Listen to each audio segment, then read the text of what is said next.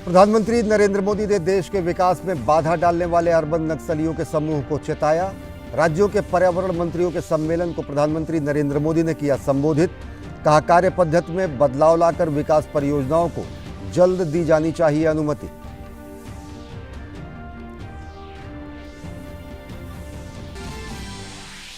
बिहार के 2 दिवसीय दौरे के पहले दिन केंद्रीय गृह एवं सहकारिता मंत्री अमित शाह ने पूर्णिया में महागठबंधन सरकार के खिलाफ जमकर भरी हुंकार। कहा, राज्य में जंगल राज का हो चुका है उदय। मुख्यमंत्री नीतीश कुमार के धोखा देने की आदत पर किया प्रहार। कहा, नीतीश कुमार केवल कुर्सी के पुजारी।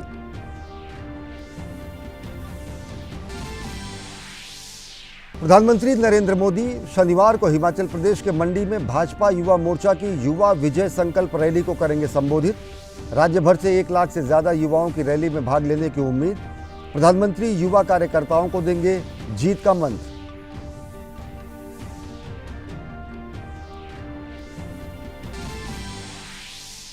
पॉपुलर फ्रंट ऑफ इंडिया द्वारा किए जा रहे विरोध प्रदर्शन पर केरल उच्च न्यायालय ने लगाई फटकार। सार्वजनिक सेवाओं के लिए पर्याप्त पुलिस सुरक्षा मुहैया कराने का राज्य सरकार को दिया निर्देश। पीएफआई कार्यकर्ताओं के विरोध प्रदर्शन के कारण जनजीवन बुरी तरह हुआ प्रभावित।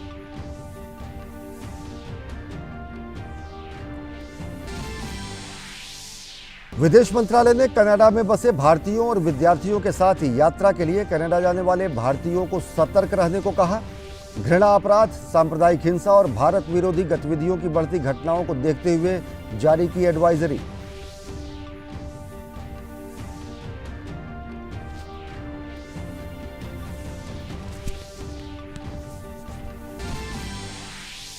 इंडो पैसिफिक क्वाड मीट के दौरान क्वाड मानवीय सहायता और आपदा राहत साझेदारी दिशा निर्देशों पर हुए हस्ताक्षर।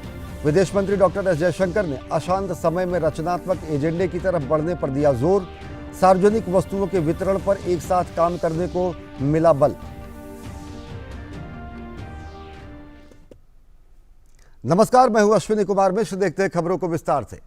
प्रधानमंत्री नरेंद्र मोदी ने आज वीडियो कॉन्फ्रेंसिंग के माध्यम से गुजरात के एकता नगर में पर्यावरण मंत्रियों के राष्ट्रीय सम्मेलन का उद्घाटन किया। प्रधानमंत्री नरेंद्र मोदी ने कहा कि विकास परियोजनाओं को समय से पूरा किए जाने से अर्थव्यवस्था और पारिस्थितिकी दोनों को लाभ मिलता है।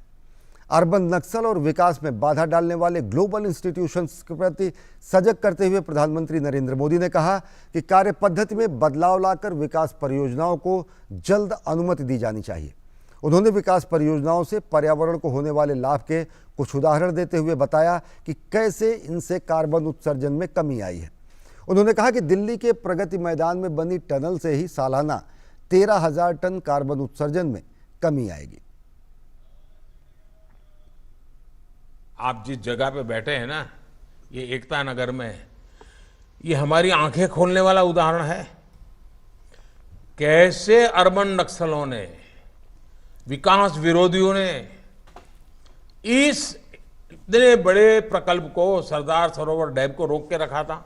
जो काम की शुरुआत नेहरू जी ने की थी, वो काम पूरा हुआ मेरा आने के बाद। और आज वही एकता नगर पर्यावरण का तीर्थ क्षेत्र बन गया। मतलब कितना झूठ चलाया था। और ये अर्बन नक्सल आज भी चुप नहीं है, आज भी उनके खेल खेल रहे हैं। उनके झूठ पकड़े गए, वो भी स्वीकार करने को तैयार नहीं है। अब उनको अब राजनीतिक समर्थन मिल जाता है कुछ लोगों का। प्रधानमंत्री ने सभी पर्यावरण मंत्रियों से आग्रह किया कि राज्यों में सर्कुलर इकोनॉमी को ज्यादा से ज्यादा बढ़ावा दिया जाए। इससे सॉलिड वेस्ट मैनेजमेंट और सिंगल यूज प्लास्टिक से मुक्ति के अभियान को भी मदद मिलेगी। सर्कुलर इकोनॉमी हमारी परंपरा का हिस्सा रही है। भारत के लोगों को सर्कुलर इकोनॉमी सिखानी पड़े ऐसा नहीं है। हम कभी प्रकृति के शोषक नहीं रहे, सदैव प्रकृति के पोषक रहे हैं। हमारे जो पर्यावरण मंत्री आज आए हैं, मैं उनको आग्रह करूंगा कि आप भी अपने राज्यों में सर्कुलर इकोनॉमी को ज्यादा से ज्यादा बढ़ावा दें। प्रधानमंत्री नरेंद्र मोदी कल हिमाचल प्रदेश के मंडी में बीजेपी की युवा विजय संकल्प रैली को संबोधित करेंगे। इस रैली का आयोजन बीजेपी युवा मोर्चा की तरफ से किया जा रहा है। हिमाचल प्रदेश में इस साल के आखिर में संभावित विधानसभा चुनाव के मद्देनजर भाजपा की तैयारियां जोरों पर हैं। पार्टी का युवा मोर्चा मंडी में युवा विजय संकल्प रैली करने जा रहा है और इस रैली में प्रधानमंत्री नरेंद्र मोदी के संबोधन को सुनने के लिए राज्य भर से 1 लाख से ज्यादा युवाओं के आने की उम्मीद है। पहली बार ऐसा हो रहा है भारतीय जनता पार्टी में कि किसी मोर्चे की रैली में प्रधानमंत्री आ रहे हों। प्रैक्टिकली अगर देखें तो भारतीय जनता पार्टी हिमाचल प्रदेश में हर बूथ पे 20 युवा खड़े हैं। वो 20 के 20 युवा जो हैं वो इस रैली में आएंगे, इसीलिए हमने जो टारगेट रखा है 1 लाख रखा है। भाजपा का राज्य में युवाओं पर खासा जोर है। यही वजह है कि पार्टी के युवा मोर्चा ने हर बूथ से 20 युवाओं को जोड़ा है। पार्टी का मानना है कि बूथ मजबूत कर हिमाचल में चुनाव बाद फिर से भाजपा सत्ता में वापसी करेगी। लिहाजा पार्टी प्रधानमंत्री की अगुवाई में केंद्र सरकार की युवाओं के लिए चलाई जा रही योजनाओं के साथ साथ राज्य सरकार की योजनाओं का प्रचार प्रसार कर रही है। पिछले 1.5 वर्षों से लगभग इस रैली के निमित्त जो हैं वो तैयारियां हिमाचल प्रदेश में चली हुई हैं। 24 सितंबर को इस देश के यशस्वी प्रधानमंत्री और विश्व के सबसे लोकप्रिय नेता जो हैं वो हिमाचल प्रदेश, एक छोटा सा प्रदेश, एक पार्टी का एक मोर्चा, और उस मोर्चे की रैली में नरेंद्र मोदी जी आ रहे हैं। जो हमारी सांस्कृतिक प्रोग्राम के साथ जो हमारा कल्चर है हिमाचल प्रदेश का, प्रत्येक मंडल से जो है लोग उसकी वेशभूषा में वाद्य यंत्रों के साथ में जो है कल की जो हमारी विजय संकल्प रैली है उसके दृष्टिगत जो है लोग आ रहे हैं। वहीं प्रधानमंत्री की मंडी में होने वाली इस रैली से पार्टी के आम कार्यकर्ताओं के साथ साथ राज्य के युवा भी काफी उत्साहित हैं। सर, पहले तो मोदी जी का वेलकम है मंडी में, हम भव्य स्वागत करेंगे मोदी जी का। और मोदी जी धन्यवाद आपका इतना कुछ हमारे लिए करने के लिए। हमको बहुत खुशी हो रही है कि हमारे इलाके में यहाँ मंडी में मोदी जी प्रधानमंत्री हमारे यहाँ आ रहे हैं और बहुत अच्छा लग रहा है कि भाई हाँ मंडी में मोदी जी आ रहे हैं और उनके भव्य स्वागत के लिए हम तत्पर रहेंगे। जो भी हमसे छोटा मोटा काम होगा हम उसको करेंगे और हमको बहुत खुशी हो रही है। हम उनका बहुत अच्छे से स्वागत करेंगे और वो युद्ध के लिए बहुत अच्छे से कार्यक्रम कर रहे हैं। जाहिर है मौजूदा समय में हिमाचल में भाजपा सत्ता में और पार्टी डबल इंजन सरकार के फायदे जनता को बताने में जुटी है। ऐसे में अब चुनाव दूर नहीं है। तब पार्टी को लगता है कि युवाओं का साथ चुनाव बाद सत्ता बरकरार रखने में बेहद मददगार साबित हो सकता है। हिमाचल में विधानसभा चुनावों के ऐलान से पहले बीजेपी की युवा विजय संकल्प रैली जाहिर है युवा केंद्र में है, जिनके जरिए बीजेपी राज्य में अपनी पैठ को और मजबूत करना चाहती है, जिससे आगामी विधानसभा चुनाव में पार्टी की राह आसान हो सके। कैमरामैन संजय जैना के साथ शैलेंद्र मिश्र, डीडी न्यूज, मंडी, हिमाचल। हिमाचल प्रदेश में विधानसभा चुनाव के लिए सुगबुगाहट शुरू हो गई है। इसी कड़ी में भारत के मुख्य चुनाव आयुक्त राजीव कुमार और चुनाव आयुक्त अनूप चंद्र पांडे के नेतृत्व में चुनाव आयोग की एक उच्च स्तरीय टीम हिमाचल में है। 8 सदस्यीय टीम प्रदेश में होने वाले विधानसभा चुनाव की तैयारियों की समीक्षा के लिए 3 दिवसीय दौरे पर है। इस मौके पर मुख्य चुनाव आयुक्त राजीव कुमार ने कहा कि हमने सभी राजनीतिक दलों के साथ बैठक की और उनसे जानकारी ली कि कैसे स्वच्छ एवं निष्पक्ष चुनाव हों। इसके बाद राज्य के मुख्य सचिव, डीजी और स्वास्थ्य सचिव के साथ बैठक कर जानकारी ली गई। आज हमने सभी पॉलिटिकल पार्टीज के साथ में मीटिंग की थी। सभी नेशनल पॉलिटिकल पार्टीज के रिप्रेजेंटेटिव्स, उनके यहाँ के पदाधिकारी लोग आए थे। सबसे पहले उनसे हम लोगों ने जानकारी ली थी कि उनकी क्या कहना है, कैसे स्वच्छ और निष्पक्ष चुनाव हो। और उसके बाद स्टेट के चीफ सेक्रेटरी साहब, डीजी साहब, हेल्थ सेक्रेटरी साहब से हमने बातचीत की। अभी सभी डीसीज और एसपी से बात करेंगे, पूरी किस तरह से निष्पक्ष चुनाव हो, किस तरीके से बच्चे खासतौर से जो 18+ वोटर्स बने हैं वो कैसे बाहर निकलें। जब 80 से ऊपर वाले व्यक्ति आ सकते हैं तो वो क्यों नहीं आ सकते। बिहार के पूर्णिया पहुंचे केंद्रीय गृह एवं सहकारिता मंत्री अमित शाह और उन्होंने राजद और जदयू पर जमकर हमला बोला। अटकलें तो ये भी लगाई जा रही कि महागठबंधन की सरकार बनने के बाद से ही भाजपा ने मिशन बिहार शुरू कर दिया है। ऐसे में अमित शाह पहुंचे सीमांचल इलाके में, जो राजनीतिक तौर पर बेहद निर्णायक रहा, खासकर विपक्ष के लिए। देखिए हमारी खास रिपोर्ट। केंद्रीय गृह मंत्री और भाजपा के वरिष्ठ नेता अमित शाह ने पूर्णिया की रंगभूमि मैदान में अपने अंदाज में खूब रंग जमाया। उन्होंने जनभावना रैली को संबोधित किया और लालू यादव नीतीश कुमार पर जमकर निशाना साधा। उन्होंने कहा कि 2024 के चुनाव में महागठबंधन का सूपड़ा साफ हो जाएगा। नीतीश कुमार पर लालू यादव के नेतृत्व वाली आरजेडी और कांग्रेस के साथ गठबंधन सरकार बनाकर बिहार के लोगों के साथ धोखा करने का आरोप भी लगाया। उन्होंने बिहार के सीमावर्ती लोगों से कहा कि उन्हें डरने की जरूरत नहीं, यहाँ पर नरेंद्र मोदी की सरकार है। जब लालू जी सरकार में जुड़ गए हैं और नीतीश जी लालू की गोदी में बैठे हैं, तब यहां जो डर का माहौल खड़ा हुआ है, मैं आपको कहने आया हूं, ये सीमावर्ती जिले हिंदुस्तान का हिस्सा है, किसी को डरने की जरूरत नहीं है। नरेंद्र मोदी सरकार है यहां पर। अमित शाह ने कहा कि उनकी पार्टी स्वार्थ और सत्ता की राजनीति की जगह सेवा और विकास की राजनीति की पक्षधर है। उन्होंने आरोप लगाया कि प्रधानमंत्री बनने के लिए नीतीश कुमार ने जिस कांग्रेस विरोध की राजनीति से जन्म लिया, उसी की पीठ में छुरा घोंपकर आरजेडी और कांग्रेस की गोदी में बैठने का काम किया। साथ ही उन्होंने कहा कि 2024 में लोगों को यह तय करना है कि देश का प्रधानमंत्री कौन बनेगा। 24 में ट्रेलर आएगा, भारत सरकार की चुनाव आएगा, लोकसभा का चुनाव आएगा। आपको तय करना है कि देश का प्रधानमंत्री मोदी जी बनेंगे या राहुल बाबा बनेंगे। केंद्रीय गृह मंत्री ने आरजेडी प्रमुख लालू यादव के बयान पर तीखा प्रहार किया और कहा कि झगड़ा लगाने के लिए वही काफी हैं और पूरा जीवन उन्होंने यही काम किया है। पूरे होमवर्क के साथ सीमांचल आए गृह मंत्री अमित शाह ने स्थानीय लोगों की नब्ज को टटोलने की पूरी तौर पर कोशिश की। राष्ट्रकवि रामधारी सिंह दिनकर को याद किया तो मशहूर साहित्यकार और सीमांचल के बेटे फणीश्वरनाथ रेणु को याद करने से भी वो नहीं चूके। साथ ही स्थानीय समस्याओं पर जनता का ध्यान आकृष्ट कराया और कहा कि उन्हें डरने की कोई जरूरत नहीं है। केंद्रीय गृह मंत्री ने अपने दौरे के दौरान किशनगंज में भाजपा के सांसदों, विधायकों और पूर्व मंत्रियों के साथ बैठक कर आगामी रणनीति पर चर्चा की। उन्होंने प्रदेश भाजपा के वरिष्ठ नेताओं के साथ भी मुलाकात की।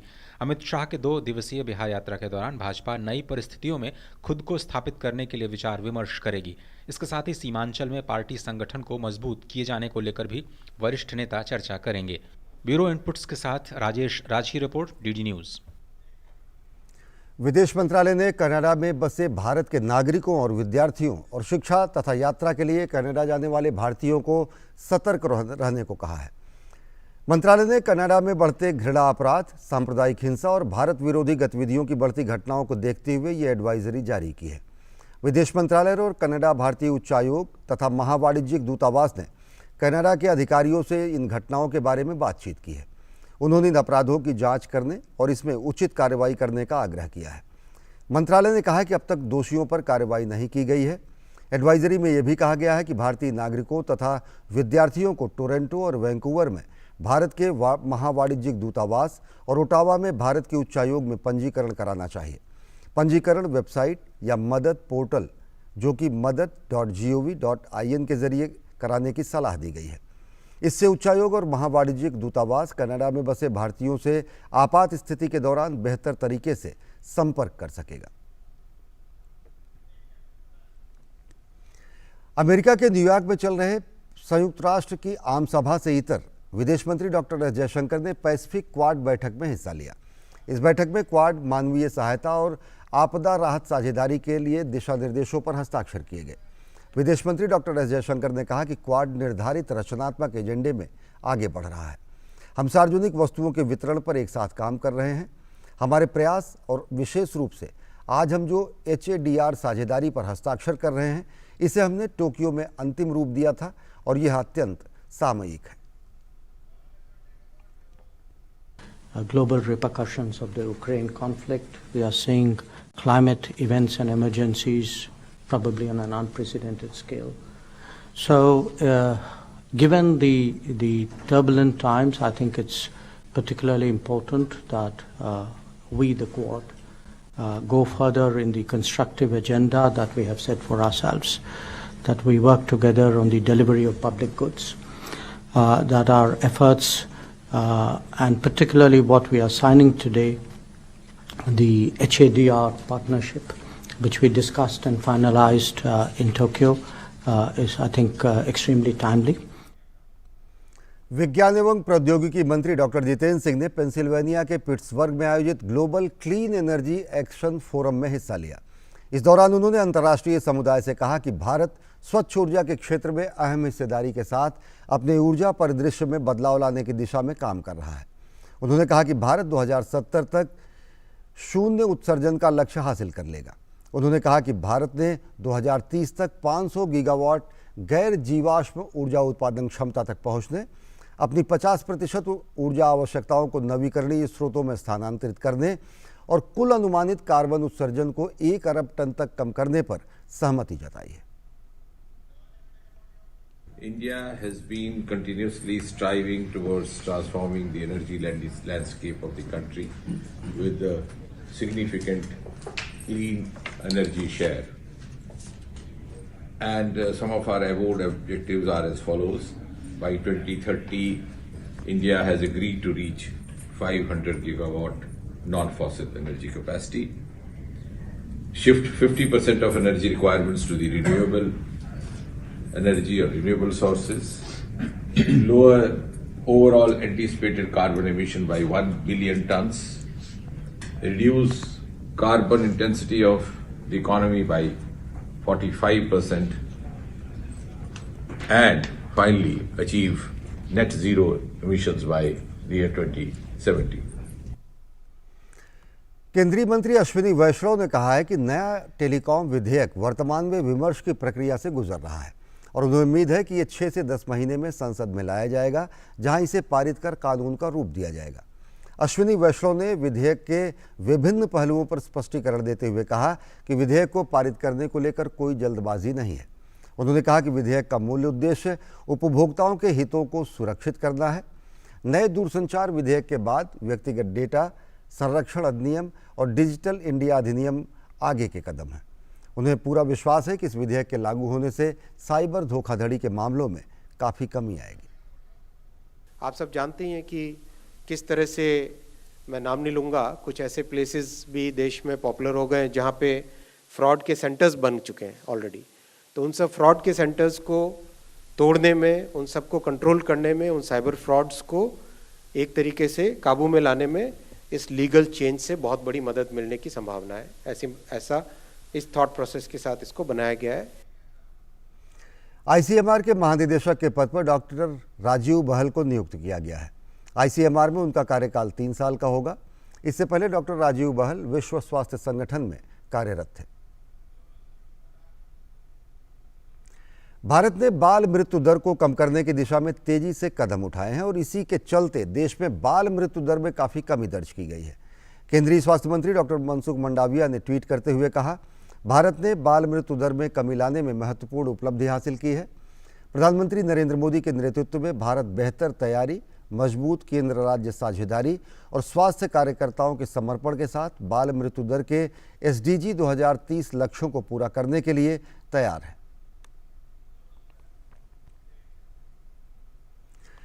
देश में मानसून जाते जाते दिल्ली एनसीआर को जमकर भिगो रहा है। मौसम विभाग ने मध्य प्रदेश, गुजरात, ओडिशा और तेलंगाना के कई हिस्सों में बारिश की उम्मीद जताई है। हरियाणा के गुरुग्राम में लगातार बारिश के कारण लोगों को परेशानी उठानी पड़ रही है। राजस्थान में मानसून प्रदेश को तरबतर करने में लगा है, तो वहीं उत्तर प्रदेश में भारी बारिश से लोग बेहाल हैं। पेश है खास रिपोर्ट। दिल्ली एनसीआर में 24 घंटे से हो रही बारिश ने लोगों का हाल बेहाल कर दिया है।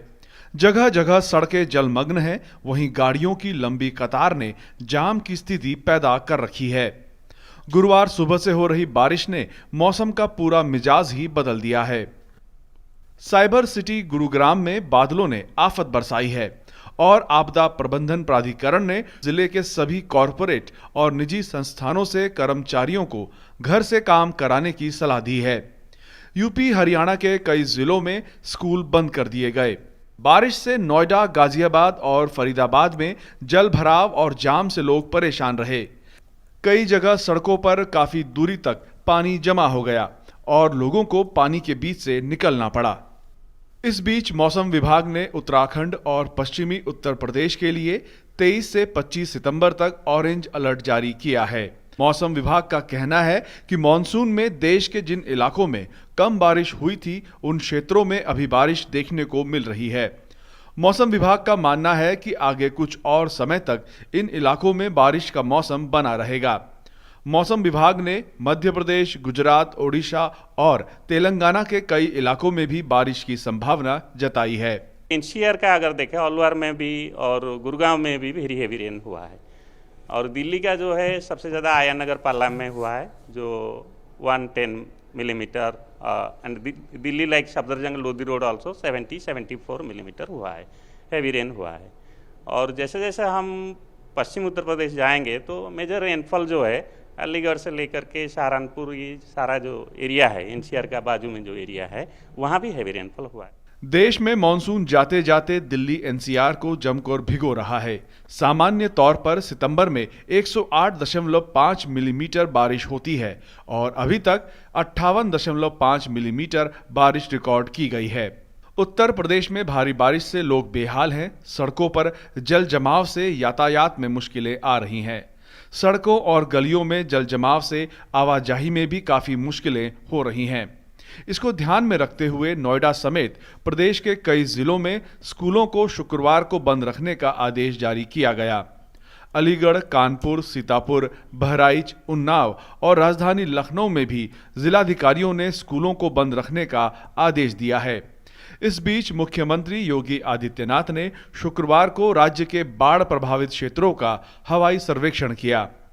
उधर उत्तराखंड के हेलगुगाड़ के पास भूस्खलन के कारण उत्तरकाशी गंगोत्री राजमार्ग बाधित हो गया। भटवाड़ी से आगे हेलगुगाड़ के पास लगातार हो रहे भूस्खलन के कारण गंगोत्री हाईवे पिछले कई घंटों से यातायात के लिए ठप पड़ा है।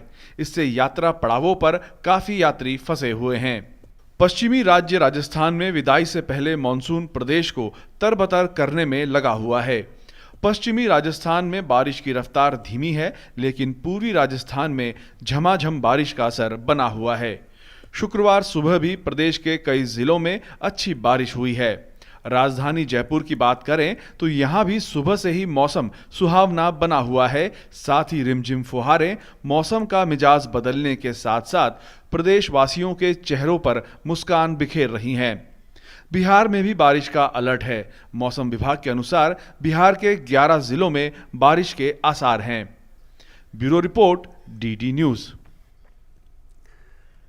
देश भर में आज 32 जगह अंतर्राष्ट्रीय सांकेतिक भाषा दिवस मनाया गया। आज़ादी के अमृत महोत्सव के तहत राजधानी दिल्ली के इंडिया इंटरनेशनल सेंटर में खास कार्यक्रम के दौरान हमारे संवाददाता विशाल बैरिस्टो ने केंद्रीय मंत्री प्रतिमा भौमिक से खास बातचीत की। सांकेतिक भाषाएं हमें एकजुट करती हैं। इसी थीम के साथ आज देश के 3200 केंद्रों पर सांकेतिक भाषा दिवस मनाया जा रहा है। हमारे साथ है केंद्रीय मंत्री, आइए हम उनसे बात करते हैं। प्रधानमंत्री ने खास तौर से इन लोगों को दिव्य बोला है, तो वो आज कितना सटीक बैठता है? देखिए, 2014 से पहले हम जो सबको डिजेबल बोलते थे, उनको दूसरे भाषा में कुछ गांव की भाषा में उनको हम एड्रेस करते थे। जो भाषा में उसका वर्डिंग में उसको एड्रेस करने में भी निशक्त वो वंचित है, ऐसा महसूस होता था। माननीय प्रधानमंत्री जी ने एक शब्द दिव्य अंग जिसके पास है, जो हमसे ज़्यादा कुछ भगवान ने उसके हमसे ज़्यादा बेटर कुछ दिया है, वो जो नाम उन्होंने दे के इतना मधुर, इतना शब्द उन्होंने उसको डाल के पूरा समाज को, पूरा समुदाय को एक सम्मान की नज़र में देखने का एक दिया है माननीय प्रधानमंत्री जी ने। और उनकी मार्गदर्शन में ही हमारे विभाग काम करते रहते हैं पिछले 8 सालों में।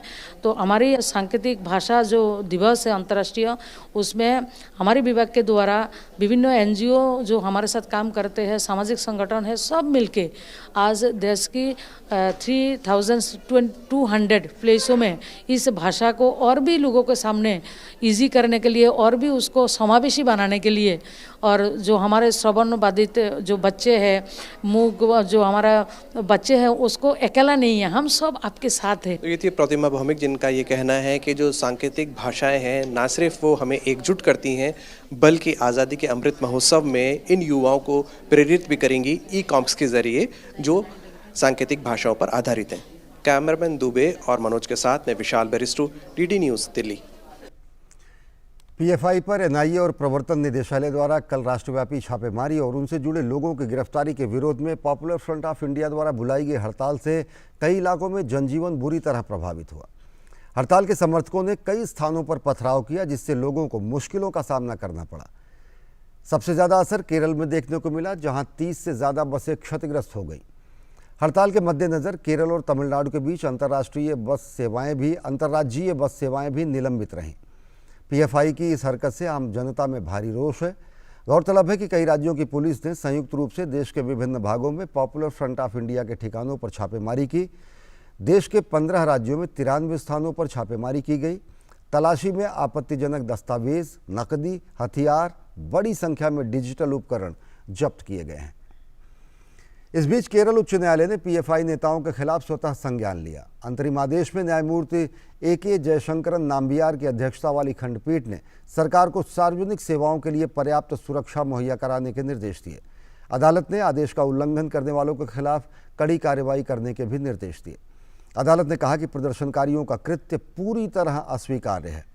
अदालत ने कहा कि प्रदर्शन करने के अधिकार में हमने हस्तक्षेप नहीं किया है, लेकिन केवल इतना कहा गया है कि राजनीतिक दल और संगठन राज्यों के लोगों को परेशानी में डालकर अचानक हड़ताल नहीं कर सकते।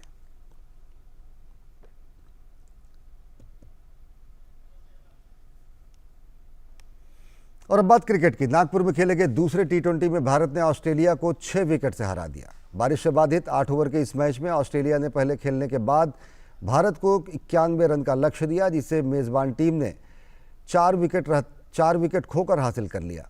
कप्तान रोहित शर्मा ने 20 गेंदों पर 46 रन बनाए। 3 मैचों की सीरीज में दोनों टीमें 1-1 से बराबरी पर हैं। सीरीज का आखिरी मैच हैदराबाद में खेला जाएगा। हिंदी समाचारों के इस बुलेटिन में फिलहाल इतना ही। देश और दुनिया की ताज़ा तरीन खबरों के लिए देखते रहिए DD न्यूज़। नमस्कार।